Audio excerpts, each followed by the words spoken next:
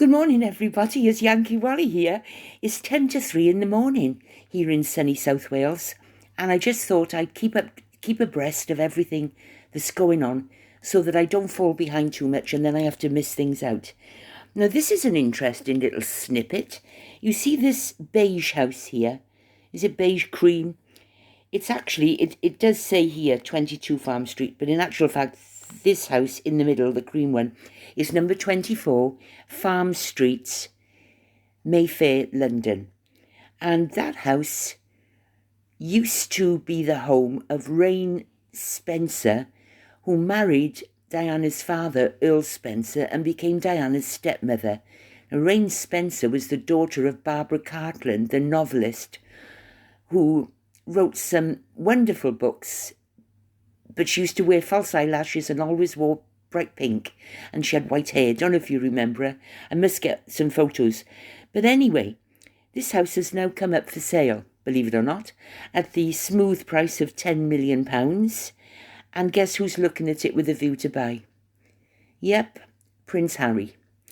Of course, his mother Diana went here quite regularly to visit Rain because after she became estranged from her own mother, Diana's mother was Frances Shand Kidd, who left her father, of course, she became quite pally with Rain Spencer because Rain was a decent woman. You know, she did do a lot of renovations on Althorpe when it badly needed them. But anyway, before she married Lord Spencer, she lived here in Farm Street. You can Google it. I noticed there's a tree growing there. I don't know if it's in the guttering or if it's a roof garden on the house next door. It's not a bad place. It's very expensive, isn't it? Anyway, that's where that's where Prince Harry might be living. And of course, it's got a connection to Princess Diana. Now, here's a naughty little thing, and I've got to thank the Royal Grift for this. Nothing to do with me at all. She's dug out that in 2022, and this is open to public inspection, again, the Royal Grift, nothing to do with me, Archwell received, there's a big charity that handles a lot of money, billions actually, Fidelity Investments Gift Fund, and it's got, I think, £250 billion in this gift fund. And of course, the interest that this accrues every year is millions. So what they do is they give the millions out to charities that need it. So foundations and places like that. And as it just so happens, Meghan probably pushed her way to the front of the queue and managed to get a grant of $6 million cash to go into Archwell. $6 million from Fidelity Investments Charitable Gift Fund. So there must be lots of places in America that handle money for billionaires that have died, and that's how they give their money to charity. Every year they give away the interest, and that's how it goes. This sounds quite like a good idea, but this is where it all falls apart. If I go back to here, well, this one, in their tax return for that very year, they only claim to have received in grants, contributions, 2 million. So there is a discrepancy on their grants of 4 million. Now, the Royal Grift has covered this extensively in her last video, and I can't steal her thunder, but it looks to me and to the Royal Grift as though there's a 4 million that's been the tax hasn't been paid on. So the IRS, if any of you've got a Twitter account, then screenshot these and send them to the IRS, which everybody's doing anyway, because it's not fair. If they are doing tax avoidance, that again is, a royal family can't be seen to be doing these things, even an ex-royal. It's quite disgusting. And let's see if it is true. Anyway, the thing is, when you're one of these famous people, especially when you're a divisive famous person, and Meghan would rather be in the news for naughty things than not be in the news at all, because she's a bit warped like that. So she doesn't care as long as she's in the news. She'll do anything to get into the news, even buy a tracksuit and go and stand in a park, you know. So she's still got to remember that she will be studied and people will look for dirt to dig on her. You've got to keep your hands clean if you're going to throw stones at other people. This is an abandoned mansion and it's left to rot now. It was such a shame. But guess who was born in this very mansion? It was Princess Diana was born here. And it's called Park House. And it's just a mile's walk from the Queen, well, the King's now, main Sandringham estate. Just a mile from there. Now, when it was, here it is there. Diana was born here in 1961. It's gone very decrepit now, unfortunately. There she is there with Earl Spencer there, with her flip-flops on. Oh, there it is there. That's probably back in 1961. And then what happened is Earl Spencer rented that house from the King for a good price rent. He rented it because Althorpe, at this particular time, was still in the hands of his father. That would be Diana's grandfather. And it was only when he died that he moved in with his children. That was when Diana was 16. They moved into Althorpe. And that was when his wife, Frances, she left him and went to Scotland, I think, and remarried. And then, of course, he married Rains Spencer, Barbara Cartland's daughter. So when they left this house and went into Althorpe, the house was given to Cheshire Homes, a bit like Bernardo's, orphanages, that's the word for them, for children who's got no homes, you know. It was given to Cheshire Homes to use as a hotel or a getaway for children with no family and with obviously needs of a nice holiday. So Cheshire Homes kept it, and it was done up quite nicely. This is when Cheshire Homes had it. That's how it is now. Now. There we are. What have I said already? And then they had a 2.3 million plan. Yeah, Leonard Cheshire had it in 1983 for a hotel. And then it was returned to Sandringham because the renovation costs were spiralling out of control. And there was a £2.3 million plan to increase the number of bedrooms from 16 to 24 and to improve accessibility, but had to be stopped during the pandemic. And that's what really put the tin hat on it. It never came back after that. So it's barely recognisable. All those flowery bedspreads and curtains have gone. She lived there for 14 years before it was turned into the Hotel for Cheshire Homes. Isn't that awful? They rented it from the Queen. Yeah. Of course, the Spencer family were supposedly more aristocratic than the royal family. That's it. That's the house. So I suppose if you want to buy that house now and renovate it, if there's any billionaires who listen to my channel, it would be a nice little venture, if you got money to burn, of course. Ah, dear me. It was originally designed for King Edward VII in 1863. That was in Queen Victoria's reign. So it's not that old, is it?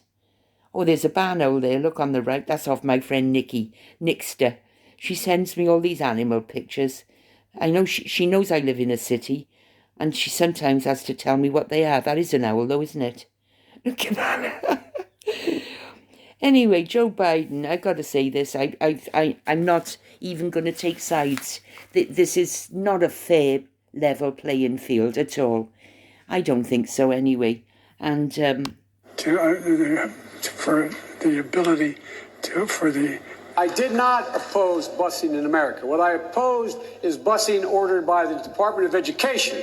That's what I oppose. Making sure that we're able to make every single solitary person eligible for what I've been able to do with the with the COVID. With dealing with everything we have to do with, look, if you will determine the outcome of this election, vote, vote, vote. If you're able to vote early in your state, vote early. If you're able to vote in person, vote in person. Vote whatever way is the best way for you, because he cannot stop you. And I'm going to continue to move until we get the total ban on the total initiative relative to what we're going to do with more Border Patrol and more asylum officers. President Trump? I really don't know what he said at the end of that sentence. I don't think he knows what he said either. Look. No, it is. It's not right. And I can't believe that it's been allowed to get to this stage where he's actually debating with President Trump. Nobody with half a heart would, if that was your father or your grandfather, would you really want him to go up against Donald Trump? It doesn't matter if Donald Trump is good or evil. Anybody who's lucid, it was not a level playing field for Joe Biden. And I know I've watched him talk in the 2018s and 2019s, and he was sharp, but he was also quite a nasty. He wasn't a charismatic speaker in my book. Donald Trump, I think, is more charismatic, especially when he does those stupid dances. Personally, I think Donald Trump's got a sinus problem on his right-hand side of his nose. I think he needs to get that looked at. I think, because I've got inflamed sinuses, that's why I stop and blow my nose. But, I don't wish this on my worst enemy. That's what I'm trying to say. Anyway, dear black friend, says Christopher Boozy, so that's a bit racist, isn't it? Does that mean that white people can't read any further? Pay very close attention to the people calling for Democrats to replace Biden with someone white and not VP Harris. They are not our allies. See, I don't like Christopher Boozy, and he's always on the Liberal Democrat side, so I know then he hates Trump. I don't like Christopher Boozy at all. But never mind. There we are, look at this. I put this tweet up June the 27th. Bloody shook is what I am. Shook and disgusted at Harry's utter disregard for the laws and morals. Thank you, Jersey Deanne. She's my first friend I ever made on Tumblr. Benjamin Ely Canal. Now, you know what that is. This is a parody of According to Taz's Husband. It's very vicious. It's like they did a one for me called 66 Sadie. Then they did another one called Taz and the Brothel Keeper, making all these accounts. Trevor Colt, they mimicked all of us. But, I'll talk about that in a minute. Yes, I did, but I didn't hold them at gunpoint. I was in the car. They were outside the car, and they were on the bonnet of my car, trying to slash my roof. This is true. He had keys in his hand. He was trying to get his keys to... The guy was drunk, and I didn't drink. Well, I still don't drink much, but he was drunk. It was like 2 o'clock in the morning. So I got this BB gun, which was under the seat, pulled it out the box, and waggled it in front of the windscreen. Now, am I going to shoot my own windscreen? It was a very, very posh car. I wouldn't dare. I'm not going to... And anyway, it was a BB gun. It wasn't even a gun. It was an air gun. And if I had done that, I'd have shot my window and he would have probably been okay, and it would have cost me hundreds to get it fixed. So I didn't exactly... I didn't even point it at him. I never... But anyway, it doesn't matter. I don't care. I did it. I was found guilty of fear of threat of violence. That was the crime. Fear of threat of violence. And I still to this day, I say while I was in prison, I did think about what I'd done. And I realised that I must have scared that poor bloke after death. Because he flew off the bonnet. He literally flew like a bat out of hell, dropped his keys and ran down the ramp to the concierge. And looking back, I thought, that got rid of him. But really speaking, I must have really, and I wouldn't do it again. Because I haven't got a gun and I haven't got a car. I paid dearly for that. I paid very dearly for that anger moment, I suppose, where I thought, get off my car. But anyway, he's, I don't know, take a look at these accounts now. This is what I was going to get to. Atalanta, Trevor Colt, Line of Duty. I don't know how many else have gone. The accounts have just gone. I don't know where they've gone, whether they've closed them down, whether it's 3 people, 4 people, 5 people, 6 people. You know, the trouble is when these people run their anonymous accounts, Atalanta 2023 used to be called Taz and the Brothel Keeper. Now, he claims to be an ex-veteran, you know, in the army, which really doesn't mesh with the Megxiteers. We're not the same club, are we? But so why was he always having a go at me? Why was he always picking on me? What was the connection that he had with me? I don't know. I think it was something to do with Trevor Coult, but I never really bothered with Trevor Coult either. But anyway, it was a dirty little circle, and then all of a sudden today, they've all closed their accounts. The first 1, 2, 3. I think 3 or 4 of those have gone. And all I can say is, San Ferian. You know, I don't care. It means that probably what they said about Fiona's husband with cancer, I can't even go and repeat it. And Fiona's daughter, they caused her so much grief at the worst time, in January of this year, I think. And Gertie Rude, who incidentally has got a YouTube channel back now, and she's done a parody, but you'll have to guess who it is. I'm not saying anything. She's on YouTube. I thought yesterday that Prince Harry had been dropped from the awards. I thought that they'd listened to his Pat Tillman's mother and decided to offer the award to somebody else. But it sounds like no. They've taken him off the webpage and they're giving it him for the Invictus Foundation, Games Foundation, which is, yes, is understandable. But at the same time, it would be like somebody giving me an award for doing a video recording of Meghan Markle. How could I take an award when other people have done just as much? I'm that sort of person. I can't take credit for something that isn't mine. And in Prince Harry's case, when he started the Invictus Games, and I've got the evidence here somewhere, it was from the Royal Foundation it was set up with a grant, and that belonged to Catherine, William and Harry. And I think they gave it to Harry because he was the spare and he needed something of his own to nurture and grow. He also had Centre Bali and the African parks, but of course that isn't as famous or as profitable. Centre Bali hasn't got any money left in it now.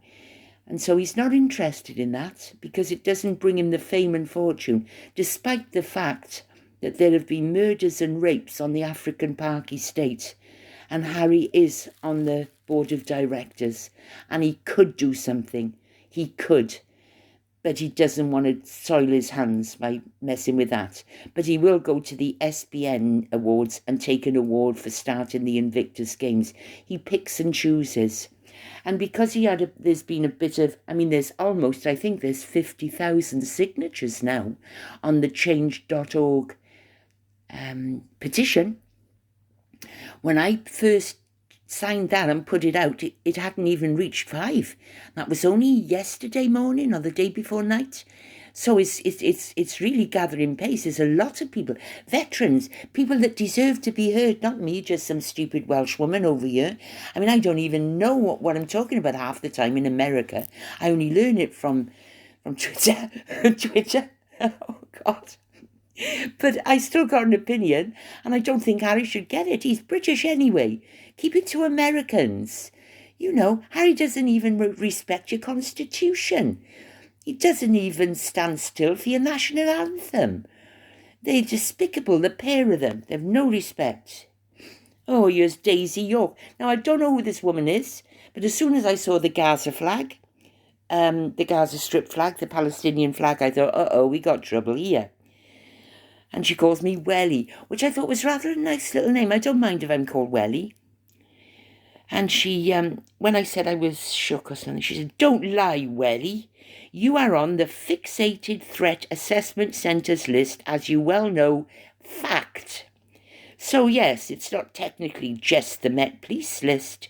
You were a groomer and a user of vulnerable young women. Notorious grifter, YouTube with a lifetime ban.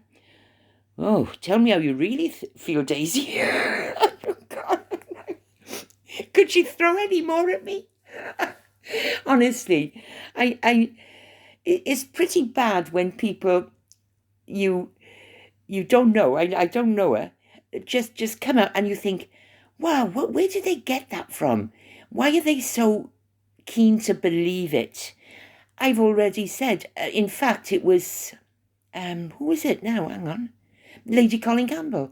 That's right. In the video 3 back, that Gertie Rood asked me to look at. That's right. And she said there is no such thing. Now, I'm not saying that Lady Colin Campbell knows everything about everything, but she certainly knows a lot about a lot. And she said there is no such thing. I was beside myself. I was so upset by this that I rang the Metropolitan Police. I got a crime reference number. I got the PC's number. And in the end, they said, we can't find any record of you on any list. I still didn't know if the list existed. I just was relieved that, and I posted all that up, and I've got it in my gallery here if you ever want to see it, that I did actually ask them. In fact, I think I showed it a few videos ago. I'm not a groomer. If I was a groomer and what was the other word? A trafficker, that I wouldn't be able to run a parlour. I'd be driving cars across borders, wouldn't I? Wouldn't I be collecting people off from the cargo area of vegetable lorries coming in from, I don't know, but I don't know where they'd come from. I've got no idea. And the police station was just down the road, and I had a very, very good business relationship with the police. They told me what they expected of me, and I certainly did it. No drugs, no drink. They didn't even say to me, no trafficking. It's just a ridiculous thing to. I'm Welsh. I'm Welsh, and I wouldn't have anyone there under 21 years of age anyway. So why would I how would I be able to run a brothel for 13, in total 14 years with the other one, if I was dragging in, I don't know, 5, 10, 15 people, even one? No, it doesn't work that way. You wouldn't get away with it, not me. If I was a Romanian, I expect they would have caught me straight away. I don't know, but it's not me, not a white Welsh woman that would. No. Well, anyway, I did answer her, and I said, you want to be careful saying things like that. You might get into trouble. And that's all my past there. Now, we go back to Sarah Data, little Sarah Data, who's closed her account, but is still active. She collected £35,000 to expose and get Dan Wootton the sack. Cash for sex and all this catfishing, Dan Wootton. So she needs to be very careful, because Dan Wootton has come back with a bang. I like Dan Wootton. I don't agree with everything he says. A bit like Piers Morgan, I don't agree with it, but I still respect them, and I do actually, if I was sitting on the fence, they would probably drag me down to their side, because they do speak a lot of sense. And so they raised money for the Byline Times, which was Jack Royston, who took me down on YouTube, who was responsible, along with Ellie Hall, and all sorts of things. We routinely raise 100k, and that's just us. This is really peculiar. I'm finding more and more connections between all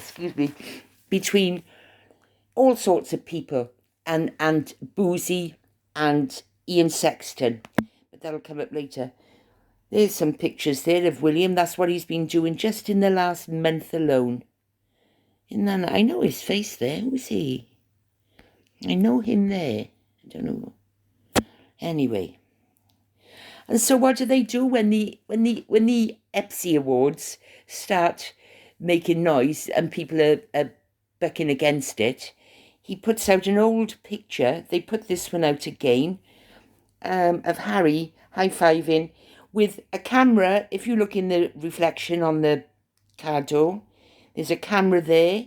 Look over Meghan's shoulder. There's a cameraman there. And they're all grins and doing the high fives. This was in 2022 at the Invictus Games in the Netherlands. That picture has suddenly come out again. And now the Sussex squad have started attacking Pat Tillman's mother for saying she was shocked that Harry got the award. Here we go again. I'm damn tired of 2-bit BS assessment by anyone without knowing the facts. She had tarnished the award, not ESPN or Harry. Has Mary Tillman met Prince Harry? Oh, God, I don't know.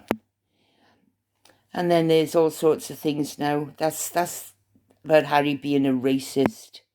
And he was a racist. In fact, he had to go to racist training.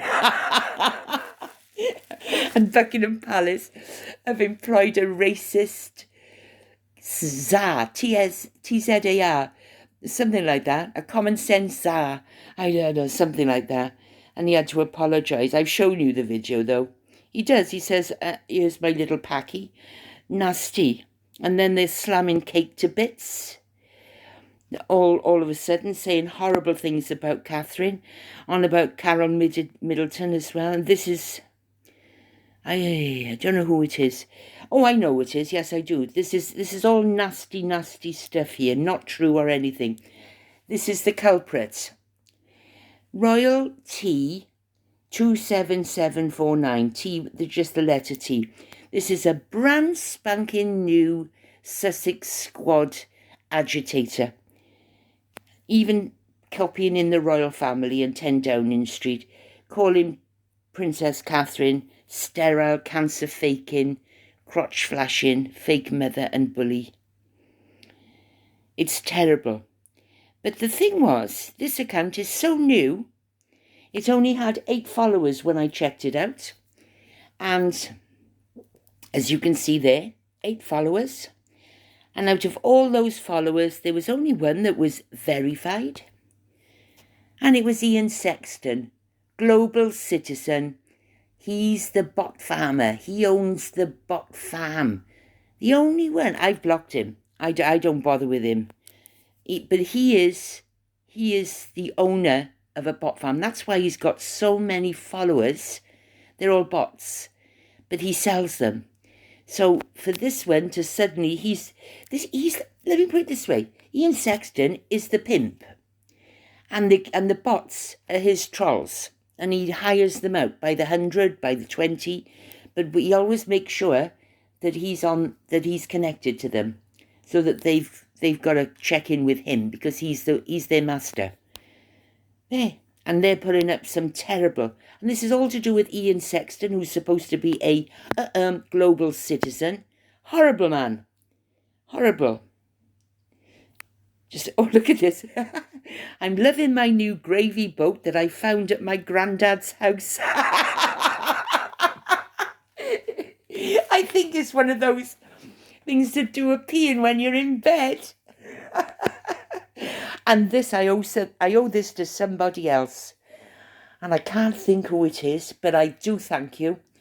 It was somebody on Twitter. And I just grabbed the pictures because I was rushing to come here.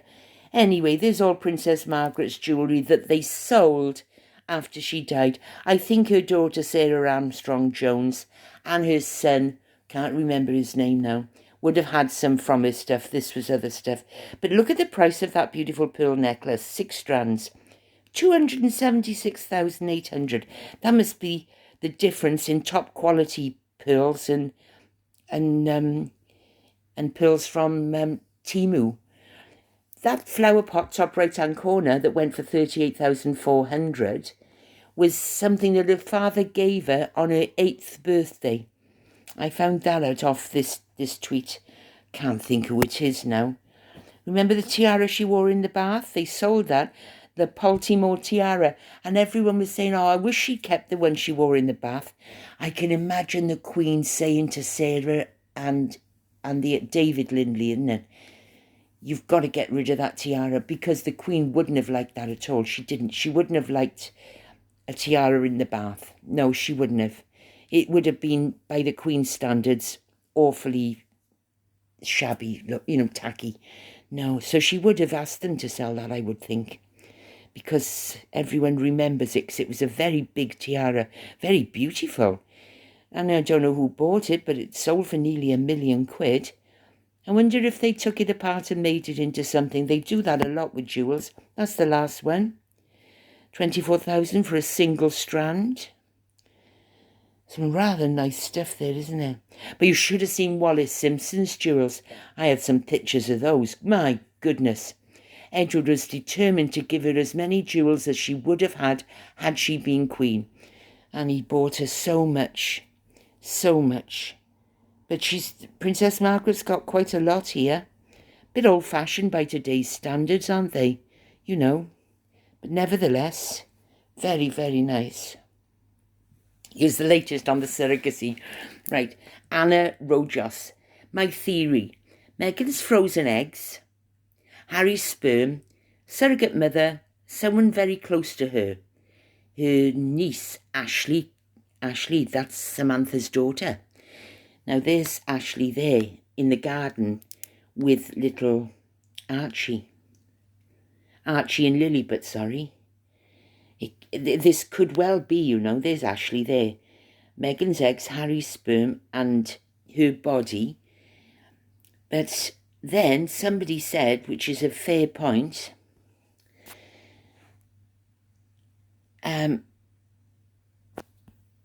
they talked about, wait there, the chances of frozen eggs surviving, small percentage, like very, very small. And then Anna Rojas comes back and says, I don't think it is low, which is why the maintenance cost is high and the results are guaranteed. And have an average thaw-in survival rate of 61%. But eggs that were frozen using the flash freezing vitrification technique do much better, with an average 90 to 95% rate of survival. So I had to jump in there, didn't I? Because I'm thinking, right, okay, so what do I say? Was flash freezing available 12 years ago? That's the question I wanted to ask. In fact, it was 14 years ago or thereabouts. So if flash freezing was not available, that means that Walt Disney's head went down the old-fashioned way, and the survival rate would be 61%. So if she put 10 eggs in, she'd get 5 eggs out. They plant 4 of them into you because only 1 or 2 will take. And in her case, I think she only went for single births because she didn't have that many eggs. That's what I think. Because most people that have this sort of treatment do end up having twins, don't they? Why didn't Meghan have twins? There was no chance she was having twins. I think that was probably because she didn't have enough eggs to spare. Anyway, that's the latest on that. I'm still none the wiser, but I know one thing. They're talking about it. There's let me just see if I can find it for you. What did I say? How did I word it? Oh yes, Thomas Markle podcast. And then Trevor Engelson, because apparently Trevor Engelson has gone on a podcast and said, impossible pregnancy. This is the one. Right, freezing eggs, the royal secrets, here we go. This is the one. And in fact, what I've done is, I told you about my playlists, haven't I? I'll show you the easier way now. It's called Weekender Gossip. I'll show you it here. Hey, you. Right, I'll show you this here now. And what I've actually done. There's another one here. I'll expose your dirt. According to recent reports, it's coming out. It's coming out. It is definitely coming out. I know some of these YouTube accounts are a little bit iffy. They got A1 voices and you don't know quite where the information comes from. And they do go a little bit further than what is provable truth. But I still think it's coming out. I really, really do. Now, if you look at my account, my Yankee Wally account, right? I told you about my playlist, didn't I? Meghan Markle public. Yeah, that's the one. Open that one. There's 53 videos. And I've just put these in. Have a little look. Meghan Markle can't get pregnant. Yeah,